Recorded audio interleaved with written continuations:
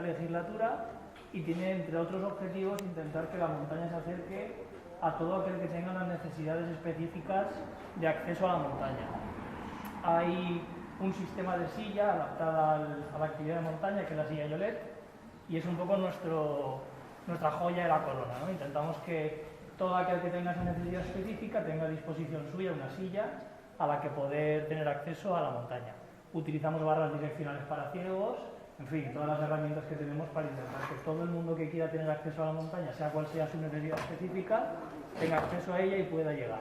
Porque al final el objetivo es que todo el mundo tenga acceso a la montaña, que parecía que era un poco prohibitivo para según qué discapacidad o qué necesidad especial. Esa es una, y luego pues la parte de solidaridad, todos los colectivos que están un poco desfavorecidos dentro de los tratos de la sociedad también tengan acceso a la montaña. Gente sin recursos, niños con alguna necesidad específica, gente en exclusión social, y entonces es un poco el objetivo que nos implica a todos dentro de la vocalía de Montaña Inclusiva y Solidaridad. Nuestra vocal es Laura, que os mando a todos un abrazo y un saludo, y nada, estamos encantados en colaborar con esta campaña de igualdad e inclusión montaña, y cualquier cosa que os surja, cualquier duda que podáis tener de la vocalía durante la ruta de hoy, pues sin ninguna pega me preguntáis y hablamos. Buenos días, yo soy Natalia y bueno, yo soy un poco colaboradora de la vocalía de la igualdad de la mujer, y nada, pues lo que hacen dentro de esa vocalía es fomentar la igualdad en la montaña. ¿Cómo hacen esto? Pues hay muy poquitas técnicas especializadas en montaña, pero muchas mujeres que les gusta la montaña y que salen a la montaña. Entonces fomentan, digamos, concursos subvencionados, fomentan la formación de técnicos de montaña. Pues sobre todo pues, para las nuevas generaciones, que bueno, va a ser un poquillo más fácil. Y nada, pues con estas subvenciones pues un poco abarcan a más gente. Y luego aparte de eso también hacemos encuentros femeninos de montaña o de escalada, pues en el cual se abordan temas pues, específicos de la mujer en la montaña o cosas de este tipo. ¿Qué pasa? Que pues la mujer por temas de responsabilidades en el hogar, de cuidado de niños, de personas más mayores, lo tenemos un poquito más difícil, todo este tema. Y bueno, pues de esta forma pues, se fomenta esa igualdad. Entonces, bueno, cualquier cosa, la vocal es Virginia y bueno, la representación de ellas. Muy bien. Pues nada, simplemente agradecer también al Club de Montaña de aquí, de la Seneta, los amigos del Benicadé. Aquí tenemos a Chimo que nos va a hacer de guía y tal. Bueno, m'explicaré en valencià, en els primers minuts estic parlant en valencià. I si algú no m'entén, jo en castellà no parlaré i ho explico. Bé, en primer lloc, agrair a la Diputació el que un poc ha promès això junt amb la Federació perquè estem coneguent la Comunitat Valenciana tota gràcies a aquesta iniciativa. I parlo també conforme està treballant i ja va venir de fer l'advocat. I en fi, ara us explico un poc, en el nostre poble, això és un museu de artesanies, abans era un matador, per matar els animals, perquè així tenia una sèquia, així dins tenia un llagador. Este edifici va fer Javier Reis, que va fer l'Ajuntament de València, el Teatre de València i és l'edifici més important de València. Així venien a menjar i es quedaven un seguit de gent molt important de València que us explicaré en un altre lloc. El tema de les campanes, així va haver una fundició de campanes que va estar més de 300 anys fundint campanes. Tant el Miqueler de València com el Farní de Castelló, les catedrals d'Hispanoamèrica que hi ha molts missioneros espanyols allí, pues les nostres campanes sonen allí i les colles de campaners són les que us van parlar de la sonoritat d'aquestes campanes i de com estan fetes, donant unitat de garantia, si passa alguna cosa. I en 32 diòcesis de València un poc compraven les nostres campanes. La Guerra Civil pues, va destruir molt aquest patrimoni, però en molts llocs, tant de la Comunitat Valenciana com d'Espanya, estan elles. El tema de l'Espart també, així tenim molt càudia, ja podeu veure la sèquia, tenim dos sèquies i el poble està al mig. L'Espart ho portaven de la zona del Recete. L'Espart s'ha de mirar, s'ha de banyar i s'ha de treballar unit. Entonces així teníem eixa riquesa de l'àudia. Entonces el portaven des d'allà així i així treballaven, i així també tenim la sort o el privilegi que això és el camí real de València. De tots els restes de poble que heu fet, és el camí real de València, tenim la ciutat del Coll de Costantanya, tenim Aixètiva, i tota la gent passava per així i era un negoci molt important per vendre tot el material que fem en els pobles. I en el tema d'igualtat de la dona també en els panells informatius està que així hi ha dones pedra piqueres, està el tema de la pedra també. Si vull el tema de la pedra, hi ha molts pedra piqueres, les dones eren pedra piqueres, eren arrieres, que han documentat els continguts de tota la professió de les persones. I fins inclús en el tema de l'espart, jo mateix al traje de la comunió me vaig comprar fent lligasses. Lligasses és el que lligaren a l'hora. Tu fas un nu, això venia tota la ribera i en la part de Sevilla, i es dic, des dels xiquets a les dones, la dona sí en aquest problema és la que més important a mi. Si la dona s'encarregava de fer l'espart, de fer la llata, els homes simplement cosien les coses, no? Però tot el procés de l'espart el feien les dones. Els pastors feien els cabells, el cabell xinès, a cosir, però a l'hora treballava molt. També hi ha un treball molt important sobre el tema dels teixidors de 1700 fins a quasi 1900, així era també important, com pot ser bocairent o com pot ser morir. Així que aquí totes les cases tenien talers. I teixia. Si els homes tenien feina, anaven a fer feina, però les dones són les que s'encarregaven dels xiquets un poc d'aquests talers no paraven mai. Tant Cabanilles com Andalcs diu que a Nazareta no n'hi ha pobles. Sempre n'hi ha el típic poble de solemnitat que l'home està malalt i no pot, però fins que n'hi ha casaments de gent que sega, que no s'hi veuen els dos, però que fent espart tu pots viure. En altre lloc, si no sabies cantar, la misèria te s'inundava, perquè eren trobaus que n'hi ha per allí que no s'hi veien. Però així, dues persones que no tenien vista, en l'espart podien viure. I ara un poc un programa de tot el recorregut. Explicaré poquet per el tema del Covid i perquè no sé si hi ha l'horari de l'únic. Dale, com vulgueu així.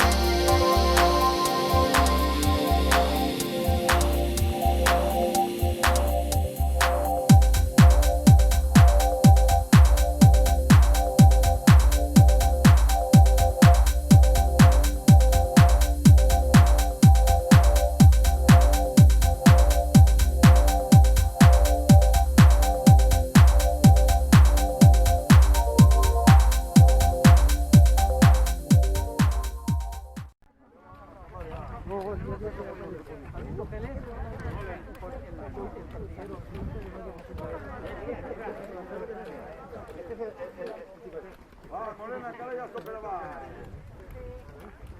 Pone la font que no te hago. Adiós, que supera va. Ya por la font que no te hago.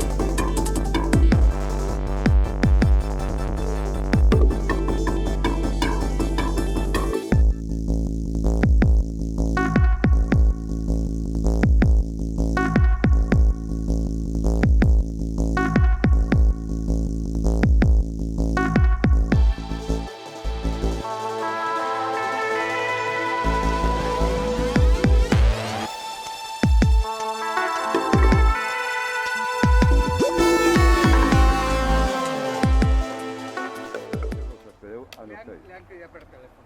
Sí. Le han cridat per telèfon i ja està. No, sí, està millor. I dic, perdua no n'hi ha i damunt us he vist a vosaltres i pues ja. Ara ja t'ho dic, no? Bé, bona concreta, no? Molt bonica. Total que I bones explicacions. jo quan va veure que plovera, em dic que és una llàstima que no haguera plogut, perquè haguera sigut encara més fum. Veure. No, deixa aquí. Han parlat de Manya, i ell diu que ara estarà allí, que entren a poquet a poquet. No, les paelles estan fetes. No tinc un que passem a paelles. N'hi ha dos.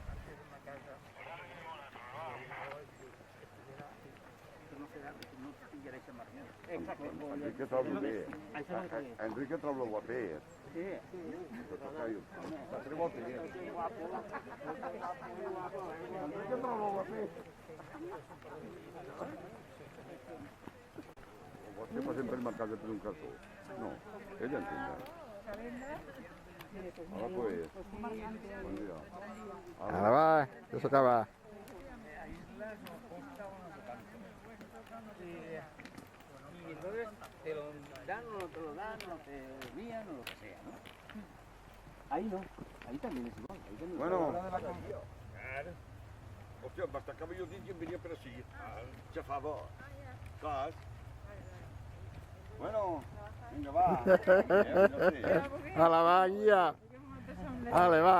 Xiquetes, que ja hem acabat. Que ja tenim fameta. Ja tenim fameta.